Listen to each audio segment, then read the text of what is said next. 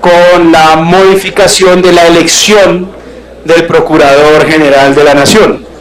Y es particularmente sensible por la naturaleza misma de esta institución. Aquí lo señalaba el doctor Petro. En efecto, la Procuraduría General de la Nación ostenta unos muy grandes poderes en la democracia colombiana. Y es una figura que, como señalábamos, es absolutamente atípica en el derecho comparado. Existe en Colombia como un órgano encargado de representar el interés público, cuando el interés público en manos del Ministerio Público está en muchos países en cabeza de los ministerios de justicia. Son los ministerios de justicia los que intervienen en los procesos judiciales a fin de representar el interés público cuando sea del caso. No existe por lo general una institución independiente, un órgano de esta naturaleza con autonomía e independencia prevista en la Constitución. Y en materia disciplinaria, pues tampoco observamos que exista un órgano de esta naturaleza de carácter autónomo e independiente encargado de impartir, llamémoslo de esta manera, si me lo permiten, justicia disciplinaria. Es un caso típicamente colombiano. ¿Cuál es el origen de la figura? Tal vez si remontamos al origen de la figura, entendemos mejor las contradicciones o las mismas incoherencias de la figura. Consistió desde su origen, y esto se remonta, fíjense ustedes, a Pedro el Grande, en la Rusia zarista, en un órgano de control disciplinario, pero no autónomo ni independiente, sino como un órgano de control disciplinario del zar, que despachaba a sus procuradores, su procuratura, a las diferentes regiones, a las diferentes provincias del imperio, a fin de que ejerciera vigilancia y control sobre sus administraciones imperiales. Esa figura pasó más adelante al reino de Suecia, que lo convirtió en el ombudsman. En ese entonces no era un garante de los derechos humanos, sino que tenía como función también, en el marco de un reino o de un imperio, ejercer vigilancia sobre los funcionarios de la corona, pero rindiéndole cuenta o cuentas al mismo monarca, es decir, fungía como un órgano de control interno. ¿Cómo llega a Colombia la figura? A través de la modernización de los Borbones, o la modernización administrativa de los Borbones. Y los procuradores no cumplían aquí una función de órgano autónomo que impartía justicia disciplinaria, o básicamente que representaban el interés público. Ellos venían también bajo los reyes Borbones españoles con el propósito de vigilar el cabal comportamiento de los funcionarios de la corona española despachados a América para administrar sus territorios y la administración. Es decir, Colombia convirtió a esta figura en un órgano extraño en el términos de derecho comparado, porque lo volvimos autónomo e independiente.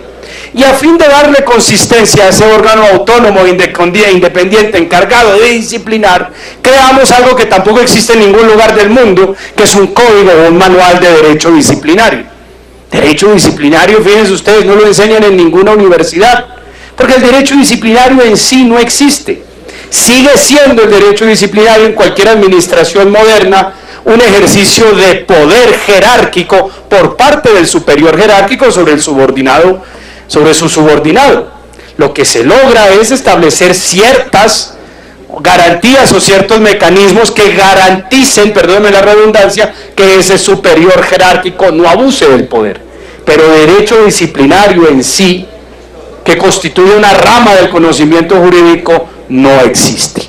Ahora bien, más allá de la discusión sobre la pertinencia o no de esta figura que es extraña en el derecho comparado y que hemos creado en Colombia, lo que sí es cierto es que existe y ejerce básicamente un poder muy grande.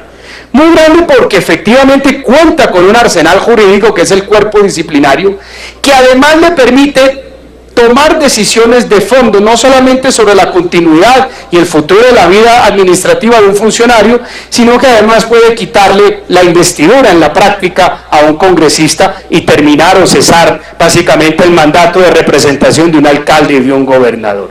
Y como señalaba anteriormente, lo hace con una facultad gigantesca, y es que termina siendo ese operador disciplinario el que define el grado o básicamente el elemento subjetivo de la falta cometida, si es a título de dolo o de culpa. A diferencia del derecho penal, las faltas disciplinarias no se ven regidas por un principio de tipicidad y de precisión como existe en el Código Penal, sino que son amplias, vagas y además no vienen en carácter doloso o culposo. Es el funcionario el que define si el funcionario X, Perencejo, fulanito de tal, actuó con dolo o con culpa. Imagínense el poder gigantesco que ostenta la Procuraduría General de la Nación. Y yo estoy de acuerdo respecto de una revisión o de un estudio sobre la misma existencia o sobre la reforma que necesita un organismo de esta naturaleza. Entre tanto, pretender que un órgano con semejantes facultades, con semejante poder, quede supeditado a una decisión política, producto de una mayoría política en el Congreso de la República, me parece que es irresponsable. Y podemos terminar luego otorgándole unos poderes ya desmedidos a un determinado estado de cosas político en la democracia colombiana en un preciso momento. Es muy peligroso que un órgano con semejantes facultades sea estrictamente el producto de una relación de fuerzas políticas en el Congreso de la República. Entonces, a mí me parece que la actual situación, lo que encontramos hoy en la Constitución Política respecto de la elección y nominación del Procurador General de la Nación, responde a un equilibrio sabio. Si este es un órgano con funciones, digo bien, casi judiciales, que no son judiciales en la práctica, pero sus efectos sí se asemejan, yo sí creo que es sano que sean los órganos de naturaleza jurisdiccional los que intervengan también en la elección del procurador, así como lo hace también el presidente y lo hace el Congreso de la República. Es un sano equilibrio.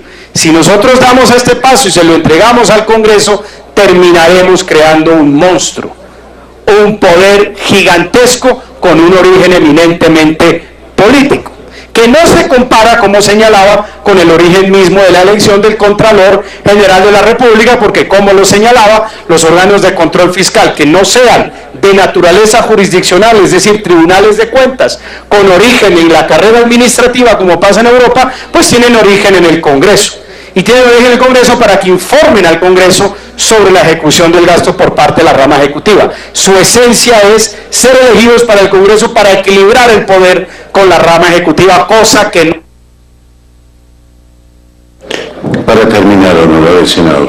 Gracias, presidente. Y por último, doctor Benedetti, mis observaciones respecto del régimen institucional y transitorio.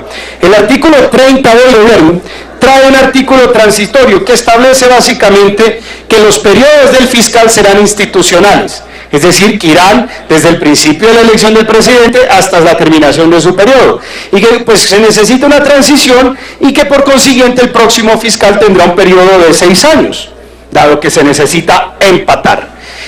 Haga la siguiente conclusión. Hágala así, aquí está, a par fecha las da, comenzará a regir el periodo institucional establecido en el 17. El fiscal terminará en octubre de 2022, dice el proyecto del gobierno. Es decir, estaba previsto un fiscal de 6 años y se asume que ese fiscal asume un periodo institucional.